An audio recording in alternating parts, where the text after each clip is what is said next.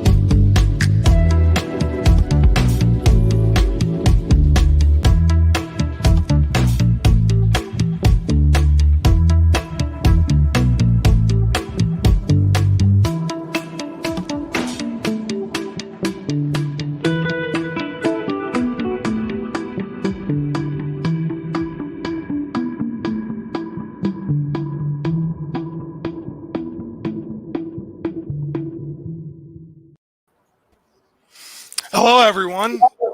Welcome to Dallas Love Field's Lead with Love. My name is Taylor Hinojosa, a graduate of the Dallas Independent School District and a former DISD high school teacher. And this gentleman with me is Dr. Michael Hinojosa, Superintendent of DISD, the owner of the best mustache in all of Dallas, and my dad. Welcome to Dallas Love Field's Lead with Love, Pops. Hey, Taylor, thanks for hosting this, and thanks for everything you do. And welcome to everybody on Facebook and YouTube. And, I love Dallas, and I love Dallas ISD, but I love me some Love Field. Oh, my goodness. I love going to Love Field because I get therapy. Whenever I have to go to fly to Austin, I go in, I get the best shoe shine in town because I got to go to Austin and stomp out some ignorance. So I'm all fired up when I'm getting going. Well, between the amazing staff like the Shoe Shines at Love Field and Whataburger, Chick-fil-A, and Campese's, there's a reason why we've always been a Love Field family, Pops. They even sent us these cool masks as a reminder for everyone to stay safe and healthy and mask up while in the airport and on the plane. So make sure you're wearing your mask out there, y'all. So one last note before we get to the questions. Y'all may have noticed during the video and the introduction, we showed a clip of the Dallas Mavericks takeover of Level 2 inside Garage C. Next time you fly out of Love Field, park with the Mavs. These two MFLs most definitely will be. So that brings us to Lead with Love. This program brings together voices from across the North Texas community to examine how strong leadership, respect for diversity and inclusion, and a celebration of local culture can make a difference in our community. We're going to ask the audience to leave questions for us on Facebook or YouTube, and we'll do our best to answer as many as we possibly can. So with that said, let's go ahead and throw out the first question up there for Pops. So what was your path from DISD student to teacher to where you are today? Great question, Taylor. I hope you got a year because this is going to be a long answer. No, I'll be as brief as I can. But I'm proud to be an immigrant. I was born in Nuevo Laredo, Tamaulipas, Mexico, but then we moved to Lubbock, and we were there for 6 years. So when I was in second grade, we moved to West Dallas, and we lived in the West Dallas housing projects. And that's when I fell in love with Dallas. And I went from second grade to 12th grade in Dallas as a student. I wasn't always the greatest student, but I was the most serious student. I hardly ever missed school, and I really enjoyed school. And then after having a good 10, 11 years of school, I was aimlessly wandering the halls of Sunset High School with a big old fro, not knowing what I was going to do next, when a teacher asked me to apply for a scholarship for Future Teachers of America. Those $500 didn't buy me much other than a dream that she thought I could be a teacher. So I'll go back to Lubbock. I go to Texas Tech, and I graduate in 4 years, and I come right back to Oak Cliff. As I fondly say, Oak Cliff. I grew up in Oak Cliff, and I come back to Oak Cliff, and I'm a teacher. Start off as a middle school, but then I spent 7 years at Adamson High School as a teacher and a coach. And I taught government, and I really enjoyed my time at Adamson High School, met some wonderful people. And then by that time I had been married and divorced, and I had a wonderful son. And then I was dating this young lady, and she encouraged me to apply to become an assistant principal because she wasn't going to marry a coach. So I applied for an assistant principal's job at Ballard Story Middle School, and I couldn't even get an interview. And she goes, well, what about the suburbs? I said, the suburbs aren't going to hire an immigrant hood rat from Oak Cliff. And I went to Grand Prairie, and they offered me a job. And that relationship didn't work out, but my career took off. So I left Dallas because they wouldn't even give me an interview. So I went from assistant principal to assistant superintendent in 4 years. And then 3 years later, I'm a superintendent in the El Paso area. And I had actually told people that I one day wanted to be the superintendent of Dallas back in the 90s when they were churning superintendents every year. And I can't believe I actually said that out loud. So eventually I said, I got a job in the Austin area, a district that was bigger. And when I was there, people recruited me to come to Dallas. I said, no, I'm not ready. I don't want to come home until I'm ready to be the superintendent in Dallas. So then I went to suburban Houston and was there. So then I finally got an interview in Dallas for a position. It was for superintendent. It was in 2005, and that was the beginning of Hinojosa 1.0. And I had 6 great years here. And then I had the opportunity to retire and move to Georgia and be a superintendent in Atlanta. And then I retired again because my mom was elderly and my mother-in-law was elderly. And we came back to Dallas, and I was fat, dumb, and happy, just sitting around, and the superintendent quit abruptly. And so the board asked me to come back, and I've been back ever since. So my history is 8 years. It's 10 years to 11 years as a student, because we came in part of that year, 8 years as a teacher, and now this is my 13th year as superintendent in Dallas. Well, I've definitely heard that story a lot, but it's great for everyone else to hear about your commitment to the city and to the district. I, of course, went through DISD whenever we moved here in 2005. I graduated from Hillcrest High School in 2011. But being your son and the son of an amazing mother, Kitty Hinojosa, who was a 30-year high school English teacher herself, made me, I was always in love with public education and had a really big passion for the city. So after I graduated from Princeton University in 2015, I myself came straight back to Dallas to be a high school teacher and coach myself in Pleasant Grove at Samuel High School, where I coached football and baseball. And that was just one of the most rewarding experiences of my life. I spent 3 years in the classroom, and then I actually taught for a year in Spain on a U.S. Fulbright scholarship. And now I'm entering my 3rd year at the law school, at the University of Texas Law School. And I'm so excited to move back to Dallas and to get involved in the Dallas community and stay involved with the DISD. So that's a little bit about us. Now let's talk about what Dallas ISD is doing, Pops. Let's go ahead and throw that second question up there that we have. How are Dallas ISD schools and initiatives making a difference in the community, particularly when it comes to our underserved students? Well, we've definitely have.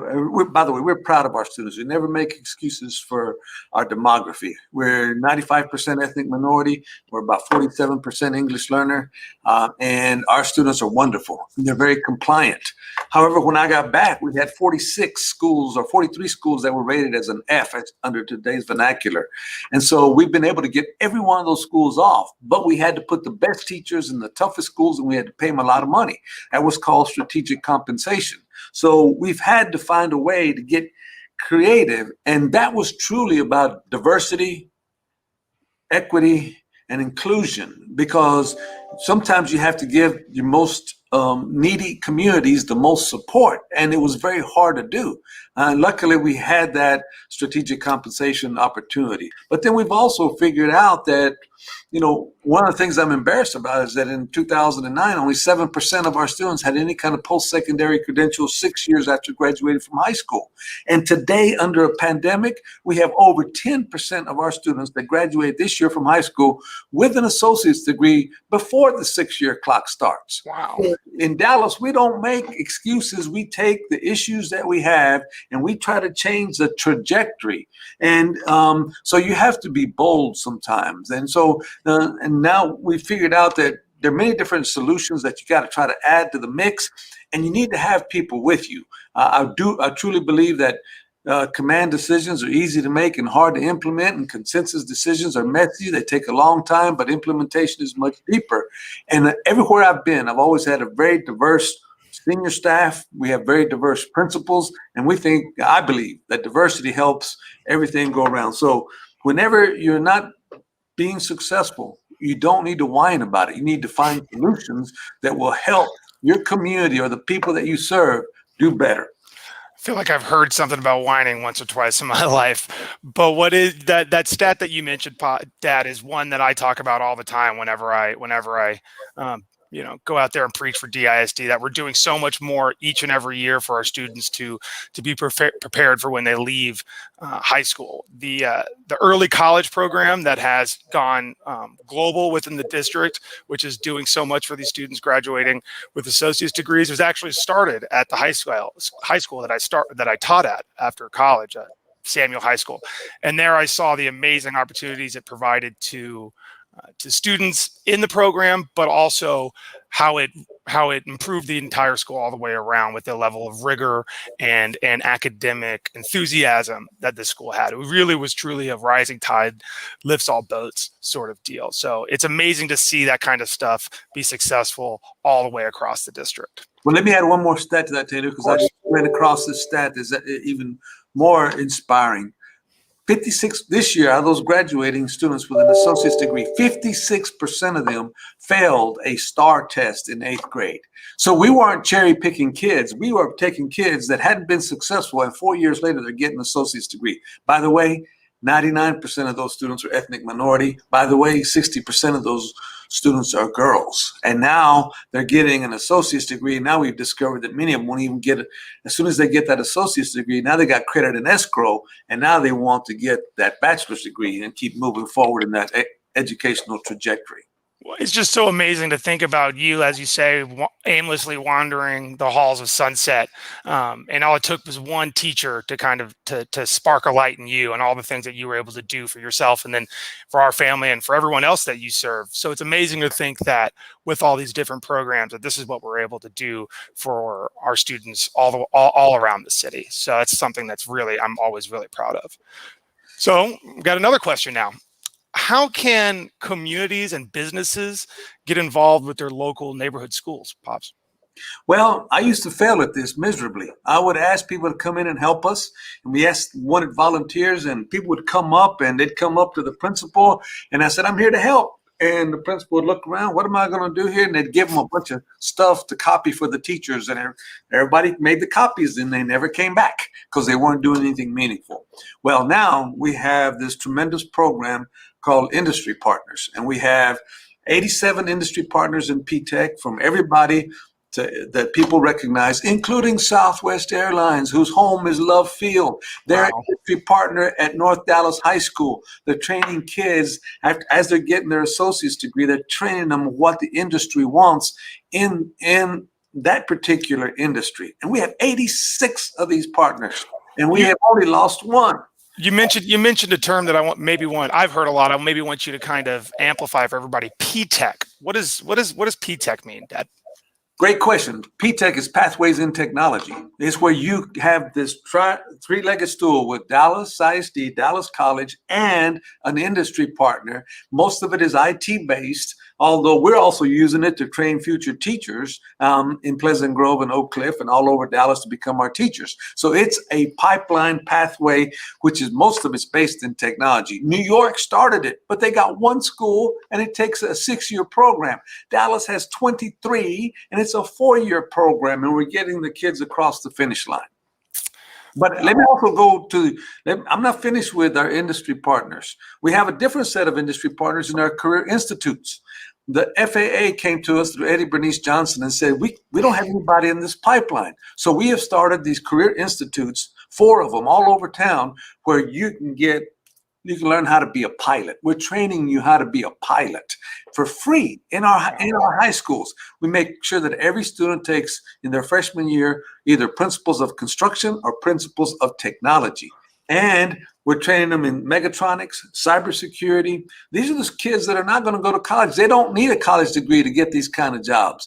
And we have another set of industry partners there, including the FAA. And now we have our instructor in the Oak Cliff Career Institute is a former Townview student who was teaching drones in the community. Now he's our flight instructor at Village Fair, which is our career institute in the South, in the Price Institute. And in the North, we have an African-American man.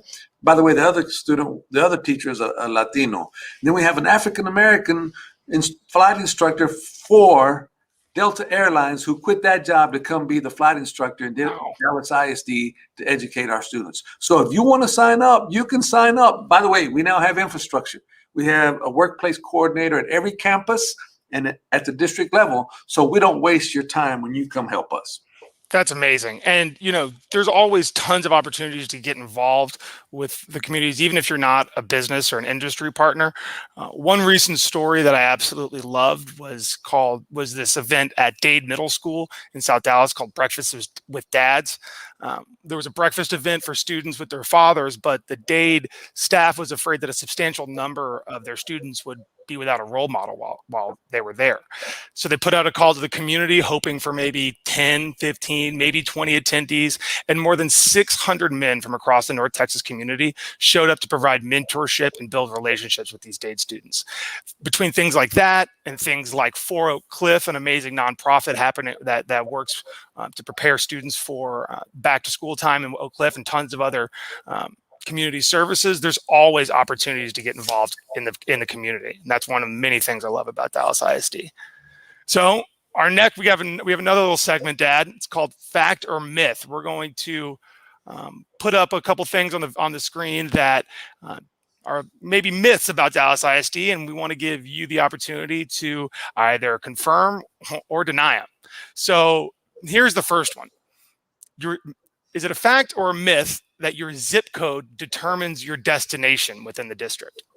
Well, it used to, because not for a long time, though, because we've had magnet programs, and the magnet programs were always good, but they better be, because you had to have a high test score to get into magnet school. So at one time, it might have been true, but it's no longer true. 31% of our students that live in Dallas ISD don't go to their neighborhood school. We want them to go to their neighborhood school, but if they don't want to go there, we don't want them to have a poor option that their zip code might determine their destiny. So what we've done is we've created public school choice. P-Tech is a version of that. Like you were saying at Samuel, the principal at Samuel who started P-Tech got mad because he would drive up to Samuel and 5 bus loads of kids were getting on the bus to go to Skyline, to Townview, to Booker T, anywhere but Samuel. But now we have that at every high school. So people are choosing to come in to those schools. Then we've created public school choice. I'm not a fan of charter schools. I'm a fan of great schools. So we're creating our own great schools. Solar Prep, all girls STEM school, science, technology, engineering, arts, and math. They've been so wildly successful. They're competing with Highland Park. We've had to create 2 replica schools that we're going to launch. Wow. So we have over 35 neighborhood schools, which are transformations that are becoming STEM or whatever, dual language or whatever issue that they are personalized learning. But then we also have startup schools. We're going to have a school with UNT that they're helping us with everything. But also we have Downtown Dallas Inc. working downtown to get kids in those schools. We have Dallas College that helps us. We have a school with SMU. We have a school with Paul Quinn College. We have a school with Texas A&M Commerce, and we have a school with UT Southwestern. And it doesn't matter where you live in Dallas or in the suburbs. If you want to apply to go to these schools, you can have that opportunity. So while it might have been a myth at some point, it's certainly not one. It is a myth now. It was a fact at one point, but now it's no longer a fact. It's a myth. That's amazing. Like you're saying, with all the amazing innovations that are going on all across the district, students have so many opportunities to find the school that works for them and not necessarily be pigeonholed into a community school that can be great, but may not be able to provide them with the opportunities that they're looking for. So let's go ahead and go on to our next one. Speaking of these schools, fact or myth, Dallas ISD doesn't invest in state-of-the-art facilities or schools. Once again, it used to be a fact, but it's becoming a myth right before our eyes. We've had several successful bond elections, including a $3.5 billion bond program. If you drive by Hillcrest, if you drive by South Oak Cliff, you go into Carter, you go into W.T. White, you go to Edna Rowe, we are, before your very eyes, transforming the way our schools look. I've been a suburban superintendent 3 times, and every time in every one of those districts, our schools look great. I was a student in Dallas. I was a teacher in Dallas, and I was superintendent in Hinojosa 1.0, and our facilities were always embarrassing. But now we've turned the corner. We have the resources, and we have a plan for the next 10 years. We're going to modernize every campus. We're also going to rebuild old campuses like old Adamson High School. We're going to turn it into a complement to Booker T. Washington in a digital and creative arts high school that we're going to be opening up in the next few years. So this myth had a lot of fact in it, but I think we're now winning people over. In fact, the Highland Park girls basketball team and the Red Oak girls basketball team decided to have a playoff game, and they went to South Oak Cliff. They came to the hood to come play ball. So I think now people are starting to recognize that we can have diversity in our great city by having nice things that people are used to in the suburbs. Absolutely. It is a bit of a sore spot that now Hillcrest has gotten this entire renovation since I went there, but it is amazing. It's one of the things I saw while I was teaching as well, that a great facilities encourage pride in a community and a lot of ownership amongst the students in those communities, and it really gives them a palace or a crown jewel for their neighborhood that they can be proud of. And I think we've seen that a lot with these renovations that are happening all across the city, and I think we're going to continue to see that as we realize these amazing bond packages that you guys were able to pass in the last couple of years. Okay, so this brings us to one last myth or fact, and this one kind of grinds my gears. Dad, is it a myth or a fact that DISD does not prepare its students for college? Well, once again, every myth has some fact base. To me, I was very well prepared when I went to college. I did pretty well in college. So did my brothers and sisters. All 3 of my boys went to Dallas ISD. You and Michael graduated from Harvard and Princeton, and Alex graduated from Texas Tech in 3 years. But we were kind of, you talked about best fit schools and are we providing everything that every student needs? Maybe we weren't doing that for all of our students. Maybe we did not have enough advanced placement courses. But like I said, there is not I bet there's not a school district in America that 10% of their kids are graduating from high school with their associate's degree. If there is one, I want to see who that is. And what we've discovered, once you get away from the bigotry, the soft bigotry of low expectations, but it's more than just cheering somebody on. Yeah, you're going to go to college. We've seen that. And only 35% of Americans actually go to college. But if you build the muscle If I ask you if you can do 50 push-ups and I just cheer you on, you're going to stop about 12 because that's all you can do. But if we get the right nutrition, the right muscle, the right workout, you can get the 50 push-ups. And that's what we've done academically in Dallas. Now, what I love about this program is leading with love, and it's about diversity, equity, inclusion. One thing you got to realize, if people can't get over race and class, they're not going to take a chance on Dallas ISD. But if you can, because if you go out into this world of work, the whole world is diverse. And the reason that I argue that all three of my boys are successful is y'all had seen the whole world while you were growing up in school. And now you've built that agency. And in the real world, you have a lot of diversity. And so I'm proud that we're making progress. We still have a long way to go. But now we have advanced placement and international baccalaureate is our top quarter. P-Tech, we've created a second quarter with P-Tech kids. And then we have a third and fourth quarter, the career institutes that are giving them a little bit of college, but it's also giving them life skills so they can have a living wage. So, but you think about it, this has taken a long time to build. And if you keep churning the leadership, if you keep turning things over, you cannot implement. Why has Southwest Airlines been so great for so long? They've had very few CEOs, and they've built this company, and they have succession planning, and that's what it takes to be successful. What about your experiences in college, Taylor? Well, I know that this one personally kind of makes me upset because I truly believe that Hillcrest and Dallas ISD provided me as good, if not better, of an education that I could have gotten anywhere in the city, anywhere in the North Texas region, and anywhere in the state. A lot of that has to do with the amazing AP teachers that we had.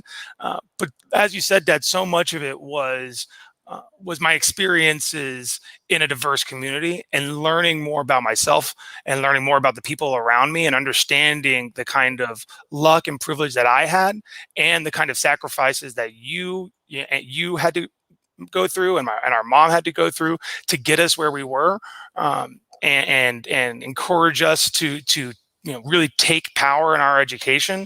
And that is what transformed our transformed our family in just a span of a single generation. So I absolutely just completely echo what you're saying about how important it is, in my opinion, to go to diverse schools, be around people from diverse backgrounds, because it helps you. It helps you become more a sense of who you have more of a sense of who you are and your community, and you'll be able to work with so many different kinds of people once you've graduated, once you're moved on to bigger and better things. So now it's time for some audience Q&A. We've got some really great questions that have been submitted throughout our time so far, and they're going to be being shown on the screen here. So first up, what scholarship programs and opportunities does DISD provide to help students fund their higher education? Well, we're very lucky in Dallas. We've had the superintendent's scholarship that we give scholarship for 3 students at every high school. Dr. Moses started that golf tournament. We've raised millions of dollars over the years. But that's a drop in the bucket. We have kids that earn scholarships everywhere. And in fact, there's this program called Dallas County Promise that it's a partnership with Dallas College and many other universities. It's a last dollar program. Since many of our students are economically disadvantaged, we make them apply for the FAFSA, and if they'll get grants, just like I did. The reason I got through college is I worked hard, I had several jobs, but I also had grants, Pell Grants. And so if you want to go to college, money is not the excuse, because Dallas College and their foundation has committed to do the last dollar for our kids so they can get in. And then, of course, now with all these great partners that we have, it's been pretty amazing. And now the people that qualify and get into these prestigious universities, now they want a diverse workforce. So now we also started a program with the Posse Foundation, where you take urban kids, they go off to college together at these liberal arts universities out of state, so that we don't want the students to come back too quickly because they didn't know how to interact with a diverse environment. So the Posse Foundation reached out to us and also provides scholarships, and they pay for the whole experience. So we have a multitude of scholarship opportunities in Dallas ISD.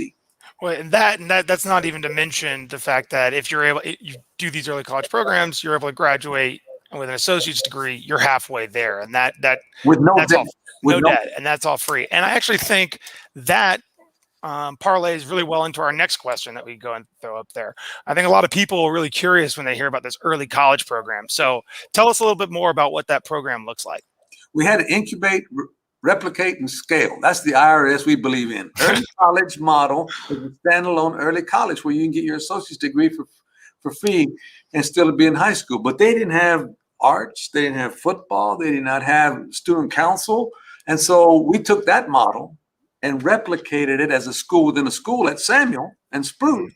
And then we heard about P-Tech, and now all P-Techs are a version of early college. And in fact, we even started one in Irving because they didn't want to have one. And so we started one at North Lake.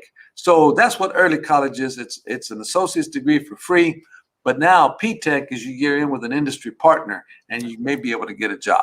Yeah. And I was lucky enough to see how it worked firsthand while I was working at Samuel. The way they work is you come in, you test, you apply, and you're able to get into it. Fortunately, hopefully, and you attend classes on a campus for 9th and 10th grades. Some classes just with the other early college students, some with other students, and then after 2 years, you move off to a community college, a Dallas college campus. So for maybe Brookhaven, it may be El Centro, it may be tons of these amazing Dallas colleges where you're actually taking classes your junior and senior year on a college campus with college students, while also getting support and high school level instruction from teachers from the high school. So it's a really amazing program, and I had many students who went through it, and many former athletes that I coached that went through it that have gone on to do amazing things. So it's just yet another thing to be incredibly proud of in Dallas ISD. All right, so this is actually from Ms. Kate Hopkins, who was my mock trial coach whenever I was at Hillcrest High School, and she's done amazing things with the Hillcrest mock trial program over the years. She says, my great nephew is having an amazing experience at pre-K at Solar Prep for Boys. Can you talk a little bit about the variety of schools open to DISD parents? Yeah, we want the best fit schools for your families. Solar Prep was a model for boys that developed after the girls. The girls was so wildly successful that we decided to replicate it for boys. And in fact, Mayor Johnson had his son in that program, and now he's been accepted to a magnet school. Wow. So that's what we're talking about, best fit school. If the school you go to is not something that you want, we have an option for you. Just give us a chance. We have Discover Dallas ISD every fall. And even before you have to commit to a private school or a charter school, give us a look, and you have a variety of options that you can apply for. And I'm glad that the Solar Prep for Boys has been very successful for Kate's great nephew. Yeah, it's amazing. Like we keep saying, there's just all kinds of options in this city, and this is how we're going to build the next generation of Dallas leaders, through amazing programs like this, amazing schools like this that fit your best need. So that's actually all we have time for today. Dad, thank you so much for taking the time. Don't forget to check out every episode of Dallas Love Field's Lead with Love on wherever you get your podcasts, and head over to the Apple Podcast app and leave a 5-star rating and support Dallas Love Field Airport. Thanks for your time, everybody, and we'll see you next time. Take care. Thank you.